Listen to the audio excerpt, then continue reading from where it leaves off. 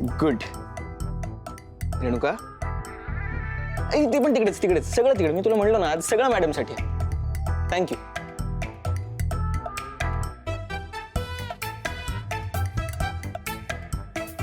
ना रेणुका काय होतंय? तुझ्या आवडीचा पास्ता समोर आहे तरी तू इतकीशी हसत नाहीयेस. ये हम क्या देख रहे हैं जहांपना? आपके मुस्कान की चमकान गई तो गई कहां? ये नुकसान कैसे भरे? वेद, नाही आवडलं का? हे बघ मला सांगायचं एवढंच आहे की तू हसत राहा प्लीज. कारण तू जेव्हा हसतेस ना तेव्हा तू जगातली सर्वात सुंदर मुलगी दिसतेस. अच्छा, म्हणजे तुझ्या जगातील सगळ्या मुली बघून झाल्या आहेत असं म्हणायचं का तुला? इंटरेस्टिंग पॉइंट ऑफ व्ह्यू आहे. असाच अर्थ होतो ना याचा. पण नाही, तसं काही नाहीये. कारण मी जगातल्या सगळ्या मुली नाही पाहिल्यात, बट जगातली सर्वात सुंदर स्माइल ही अशीच असेल. झालं, खाऊ मी आता? Please please. पण एक काम कर, खाता खाता हस किंवा हसता हसता खा. मी काहीतरी एक कर, कारण मी मोबाईल रेडी ठेवलाय फोटो काढताना. तर मी हसू शकते किंवा खाऊ शकते, दोन्ही एकत्र नाही करू शकत. अरे बापरे. बापरे काय बापरे? आय मीन अरे वा, किती छान आहे हा गुण तुझा. ऐक ना रेणुका, हे घे. हे पास्तावर केचप कोण टाकतं? अरे ट्राय तर करून बघ. नाही, मला नकोय. मला चांगला लागतो रेणुका. हे बघ, आपण काय ना माणसाने सगळ्या टेस्टसाठी ओपन राहायला पाहिजे. छान लागत असेल, ट्राय करूयात ना. घडत नाहीये त्याचा काहीतरी मेजर लोचा झाला बघ. दोन्ही हाताने दाबून बघ.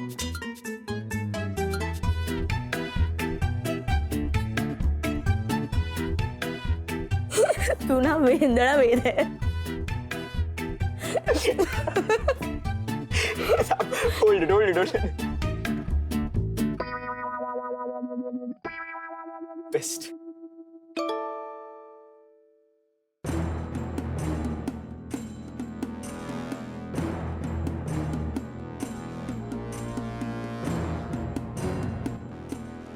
अभिमान वाटतो तुझा. प्रत्येक वेळेला तू माझा विश्वास संपादन करत आलीस. नाहीतर सारंग एक तर त्याला स्वतःला अक्कल नाही आणि माझ्या अब्रूची काही पडलेली नाही. कधी कधी वाटतं तू एकटीच जन्माला आलीस तीस माझ्या पोटी तर फार बरं झालं असतं.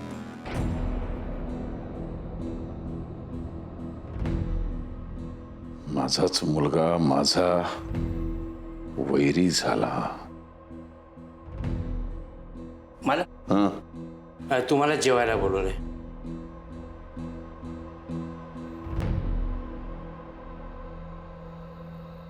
अंबिकाताईनं आज जेवणात स्पेशल मेनू बनवायला सांगितला होता, म्हणून सकाळपासूनच मी स्पेशल राबतीये.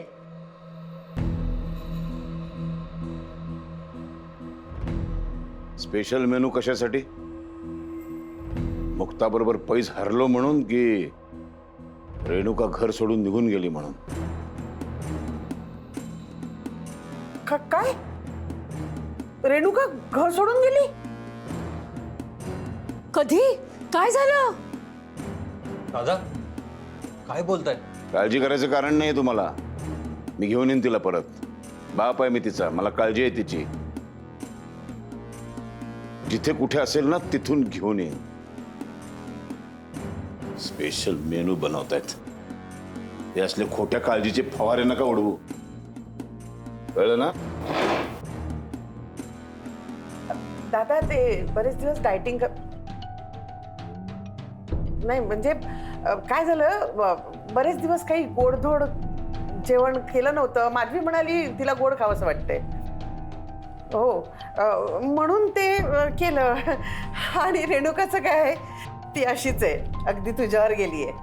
तू कसा चिडतोस तशीच ती तुझ्यासारखी.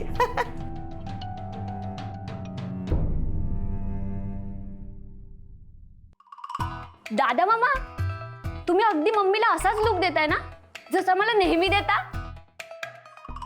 हो, अगदी असंच, सेम टू सेम. अगं चिडल्यानंतर माणूस कुणाही कडे जर पाहत असेल तर तो सेम टू सेमच बघणार ना. भावना तीच आहे की नाही? नाही काही असं काही कोर्स असेल तर सांग मला, तू कोर्स जॉईन करतो मी. त्या गांधारी सारखी डोळ्यावरती पट्टी बांधून घेऊ. ए मग आपल्याला आंधळी कोशिंबीर खेळावी लागेल ना? दादा मामा तुम्ही कधी खेळलाय का आंधळी कोशिंबीर? अरे तुम्ही दोघं हिला सकाळी खाऊ माखू घालून झोपत का नाही? ते निदान डोळ्यासमोर तरी येणार नाही ना.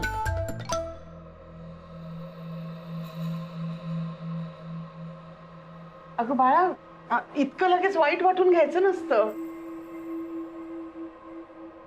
आता ही मागे काय करते? तुम्हाला मी नजरेसमोर नकोय ना, म्हणून मग मी तुमच्या नजरेच्या मागे येऊन उभे राहिले.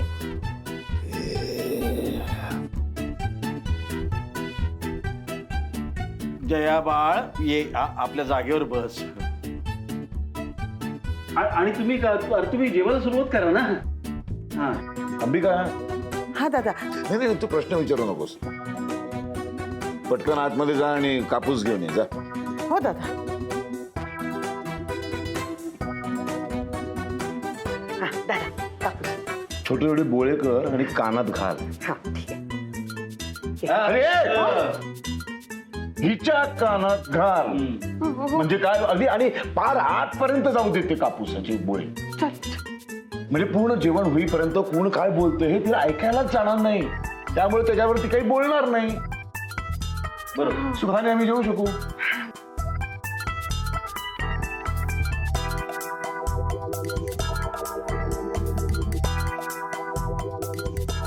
एकटी जरी भेटली ना तरी वेड्यांच्या हॉस्पिटलमध्ये जाऊन आल्यासारखं वाटतं मला.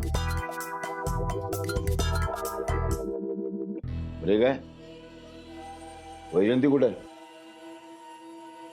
आता जेवायच्या वेळेला इथे हजर असणं ही तिची जबाबदारी नाहीये का? आहे मी इथेच.